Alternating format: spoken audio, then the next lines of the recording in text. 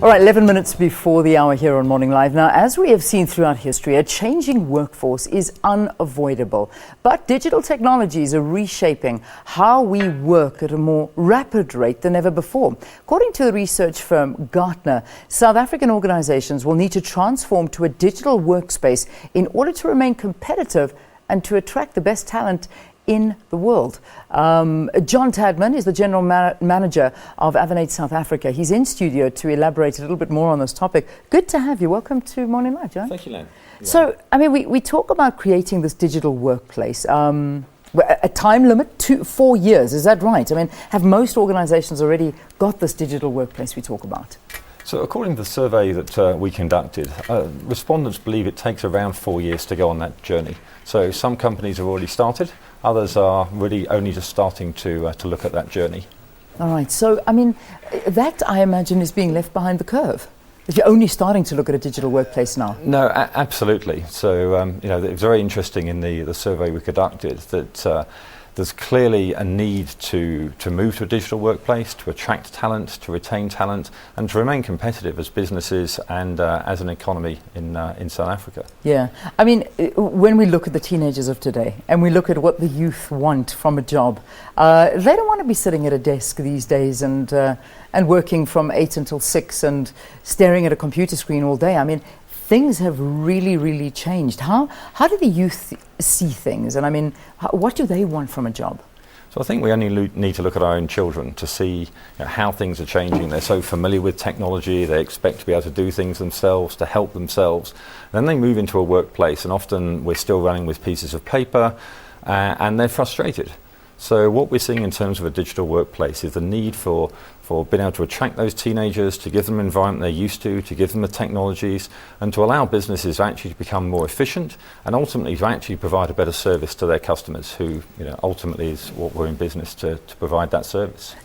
Explain a digital workplace to us. I mean, a company that has really revolutionized, it is working according to that principle. Who would you give it as an example and how exactly does it work? So I think if we look at some of the banks actually locally, which we're working with as Avanade, it's all about being able to have the information at your fingertips on smartphones, to be able to take work away from the office, which is very important for having that diverse workforce, allowing working mothers, for instance, to be able to work from home, not needing to have that constant being in front of somebody, having information, as I say, at your fingertips, being able to make decisions and to self-help. We're all used to being able to check into a flight ourselves. Why do we actually need to fill in pieces of paper to change addresses, to update payroll and things? Yeah. So we're working with some of the banks as a good example locally to give their employees that ability to work from wherever they want to work, to access the information wherever they are in the country and indeed the world, and to actually then perform their roles through the technology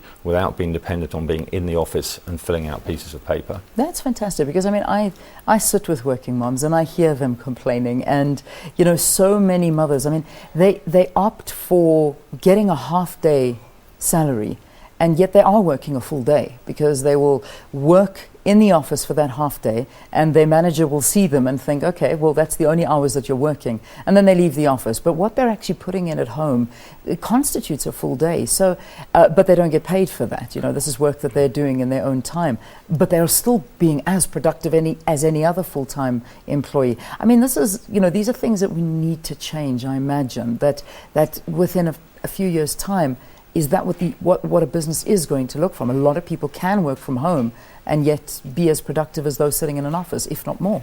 So I think, we're already seeing that. And in fact, at our company, Avanade, a number of our staff actually are able to work from home.